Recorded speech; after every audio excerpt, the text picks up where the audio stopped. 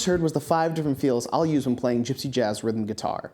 They range from more drive to more swing, and in between those two very different styles, there are 3 more moderate feels that strike a balance. So let's start with the most difficult feel, which I'll call full swing. This is the sound of Django Reinhardt in the mid-1930s, like his recording of Rose Room. However, I'm using more modern chord voicings just to keep all the different feels apples to apples. For this style, we play different strings on different beats. On beats 1 and 3, you're going to play only the bottom 3 strings. On beats 2 and 4, you're going to play only the top 3 to maybe 4 strings. The tricky part of this style is you have to rotate your forearm. So for beats 1 and 3, you'll rotate and see the top of your hand. For beats 2 and 4, you'll rotate the other way and see your fingernails. So slow down and exaggerate it.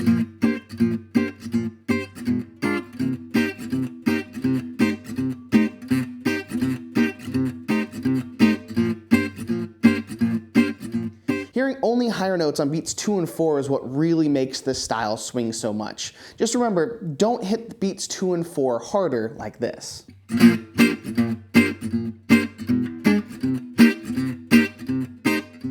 The biggest caveat with this style is it requires your bassist to be playing in 2 to sound good. So if they switch to a 4-4 feel from 2, you'll have to switch with them. And once you're both switched to a 4-4 feel, you usually can't go back to full swing without killing the energy of the song. But the next feel is what I'd switch to from full swing, which I'm going to call classic Pompe. You hear dedicated rhythm players like Nuances Rosenberg and Benji Winterstein play like this. For this style, on beats 1 and 3, you're going to play on only the bottom 3 to maybe 2 strings. However, for beats 2 and 4, we're going to hit all 6 strings. There's 2 tricks to this style. First, you need to hear all the notes of the chords on beats 2 and 4, which means you have to hit all 6 strings in the same time you hit 3 strings, so all beats ring out for the same amount of time, like this.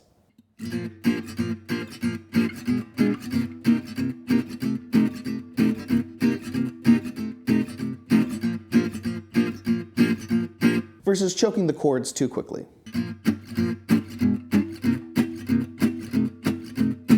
The ability to hear the higher notes is what accents beats 2 and 4 in this style. So think of hitting beats 2 and 4 as faster, not harder.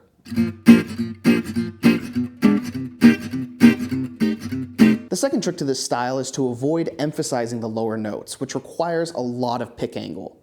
This in turn requires you to rotate your forearm so you can see your fingernails. Your wrist will stay in this position the entire time, so slowed down and exaggerated, it would look like this.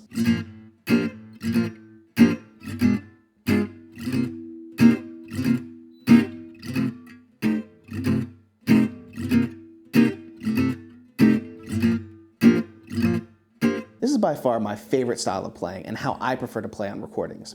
However, it too has a caveat. If you're playing live in a loud environment like a bar, beats 2 and 4 can have a hard time cutting through the noise. Ultimately, it's your job as a rhythm player to keep the whole band locked into the same groove. So, for loud environments, or when I want just a bit more drive, I'd switch to the next feel, which I'm going to call modern Pompe. Rhythm players like Mathieu Chatelain and honestly a lot of guitarists in Paris play this way. Sometimes they'll even drop the upstroke, which we'll talk about later. Just like classical Pompe, you play only the bottom 3 strings on beats 1 and 3, but all 6 strings for beats 2 and 4.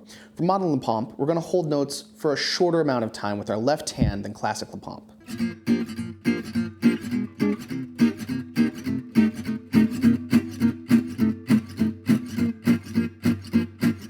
Just remember, beats 2 and 4 are faster,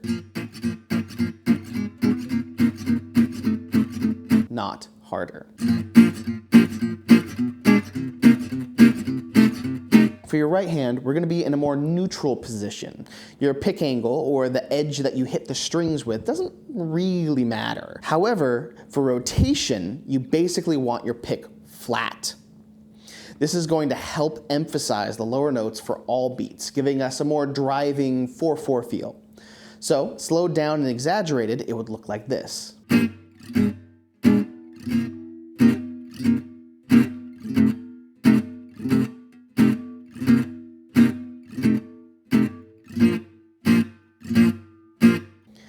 Between shorter note length, emphasizing lower notes on all 4 beats, and hitting all 6 strings on beats 2 and 4, your entire rhythm becomes tighter and more percussive, which, for loud environments, helps lock in everyone. However, sometimes you just want to blend with a second rhythm guitarist better, or harmonically get out of the way of the soloists in the band. Which brings me to the next style, which I'll call compact La Pompe. Christian Vanehammer really champions this style, has a bunch of videos on how to do it, and it's what I'd recommend to most Gypsy Jazz newcomers. The reason I recommend it is, although most soloists have a preference on how rhythm should be played, no one gets upset if you play like this. It's easy to lock in rhythmically, harmonically you're out of the way of the soloist, and if another guitarist wants to layer a more swinging rhythm on top, it still sounds good.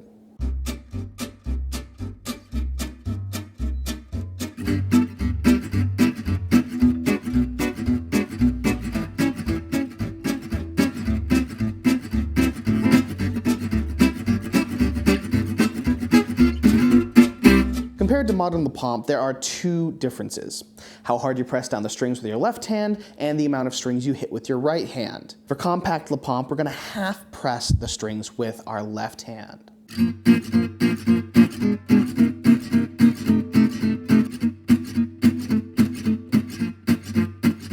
For our right hand, we're only going to hit the bottom 3 to 4 strings on every beat. So once again, we emphasize beat 2 and 4 by playing faster, not harder. Put together, this makes the notes sound even shorter and your rhythm is even more percussive.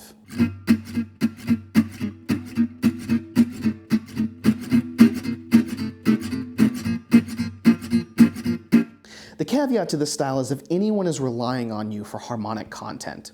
Trios can sound thin, soloists can lose the form if the bassist plays too freely, and singers can struggle to sing in tune.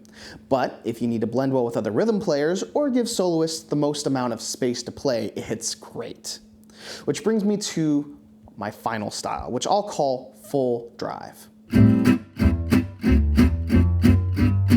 This style was most famously used by Hono Winterstein on some songs during Borelli Legren's Gypsy Project era, and has inspired many modern players to use it.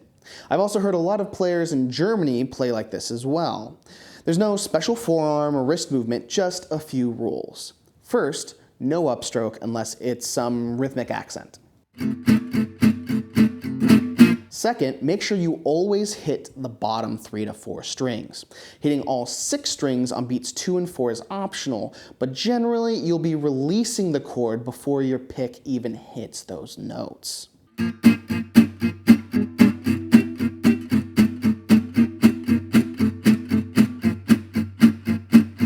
Third is how long you'll hold the chords. You'll still press them down fully versus compact La Pompe, but you'll release them just as quick.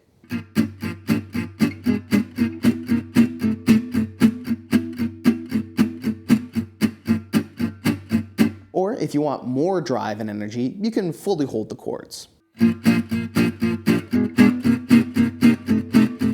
However, don't play full chords on 1 and 3 and then half-pressed chords on 2 and 4, as you'll overemphasize the back beats.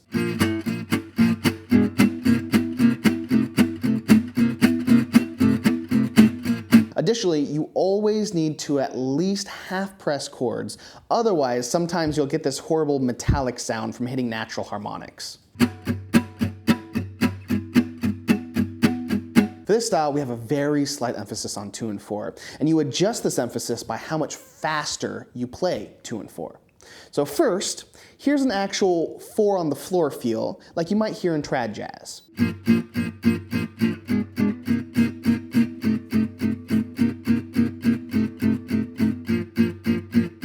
Now beats 2 and 4 slightly faster.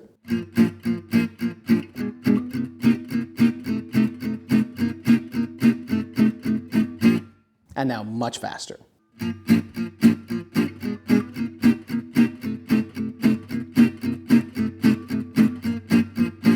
I default to this style when I need to really be on top of the beat stylistically or are just playing super fast. Songs at 300 BPM or more for 5 to 10 minutes are really hard to keep steady. Keep the notes nice and crisp and avoid fatiguing your arm. Also, all the different swing feels start to sound the same when you're playing really fast.